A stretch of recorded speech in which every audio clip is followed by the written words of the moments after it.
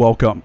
In this video, the event, Inverted Orthant, of Azur Lane will be summarized. Throughout the video, there will be spoilers for the story of Azur Lane. If you don't want to be spoiled, please go and play the game. At Taranto Harbor, Littorio listens as Prince Eugen extends an unexpected invitation, a tour of a recaptured base once occupied by the Sirens. Though intrigued, Littorio refuses to leave the Mediterranean, citing her duties, and instead offers to send a trusted representative. Prince Eugen stresses the importance of secrecy, noting the top-secret tech research underway, but accepts the compromise. Carabinier is chosen for the task, receiving orders directly from Littorio with a pledge of diligence and loyalty. Meanwhile, in the Ironblood domain, Peter Strasser oversees the final stages of the Floating Fortress's expansion, focusing on its new airfield and anti-air capabilities. She summons Vesser and Z-46 for training, while Heinrich's playful approach to practice leaves Strasser struggling to keep her attention on the task at hand.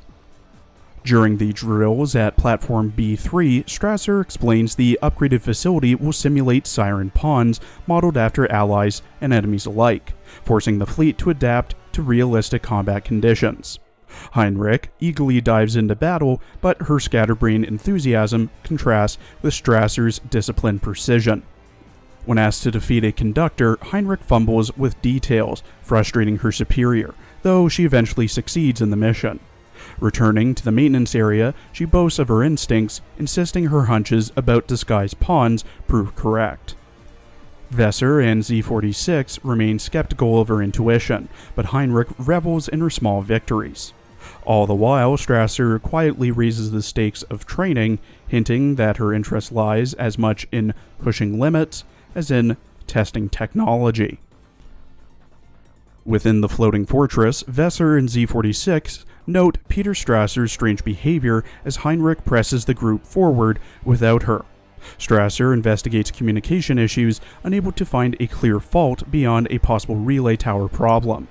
When she reunites with the fleet, the others report that the enemy pawn's tactics feel unnervingly authentic, with Royal Navy aircraft mirroring Azur Lane's latest models. Strasser explains that acquiring such data was difficult but not necessary, stressing that Ironblood must exploit enemy ignorance of its air power.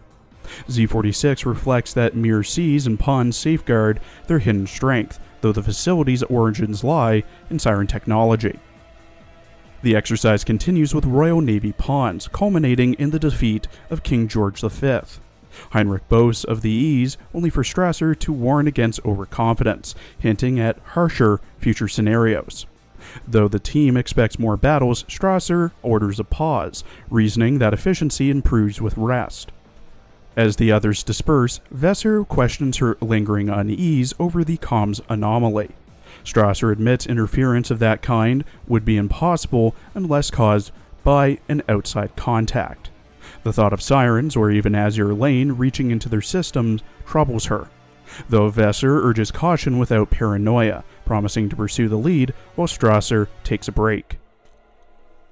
Far out in the open ocean, Kongo, Zoikaku, Shokaku, and Yamashiro are engulfed by a sudden fog, their instruments faltering as they realize they're inside a mirror sea.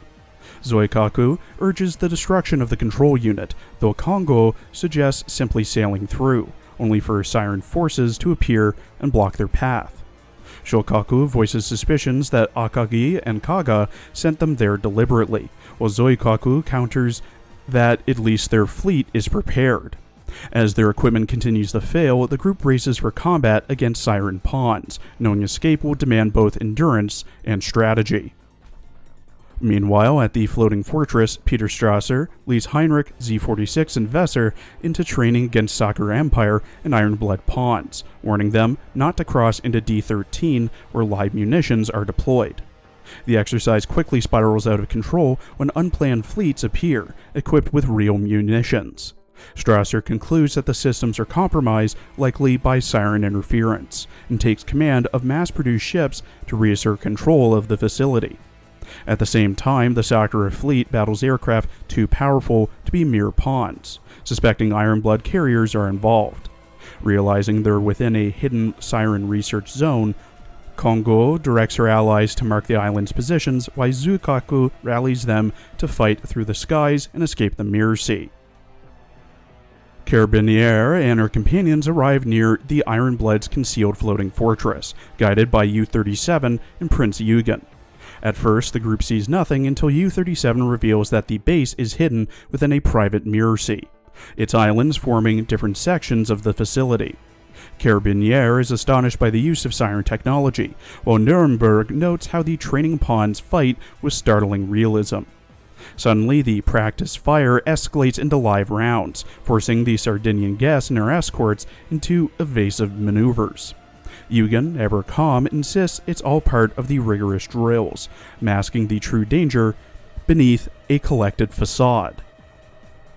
Elsewhere in the fortress, Peter Strasser and Vesser struggle with malfunctioning systems as live arm pawns appear in unplanned areas.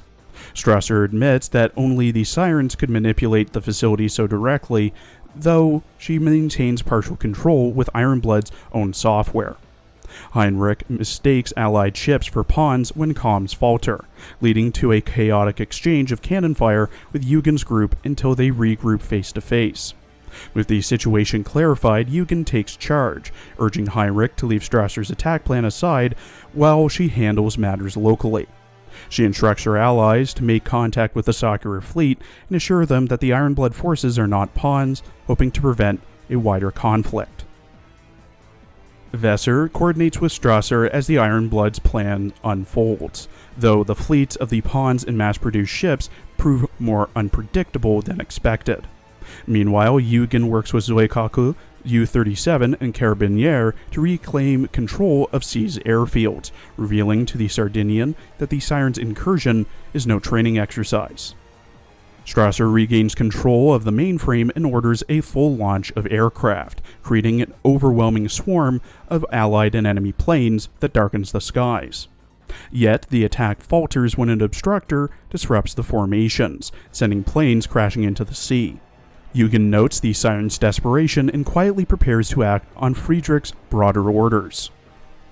As Strasser holds the enemy's attention, Eugen commands U-37 to destroy the Mirror Sea generator, reasoning the facility is no longer secure or secret. The detonation exposes Compiler as the one who infiltrated the systems and posed as Strasser, manipulating events from within.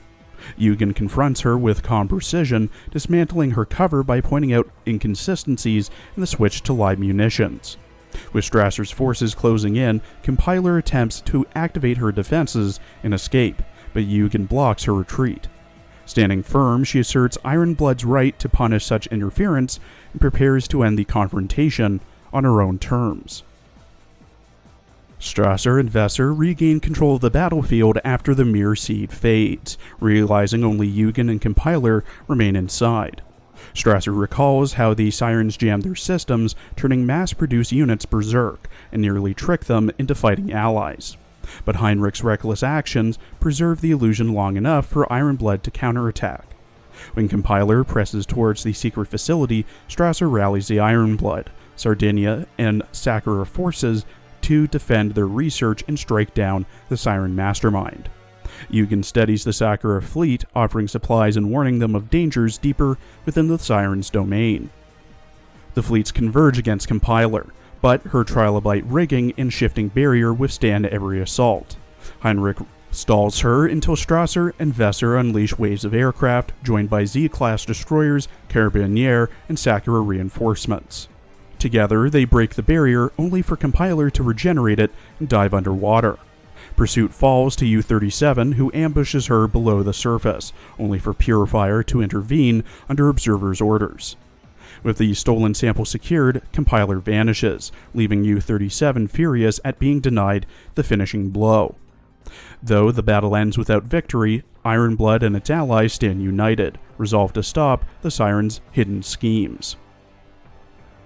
Thank you for watching. Please follow my Twitter and Blue Sky for updates, and please check out my other Arknights and Girls Frontline videos as well.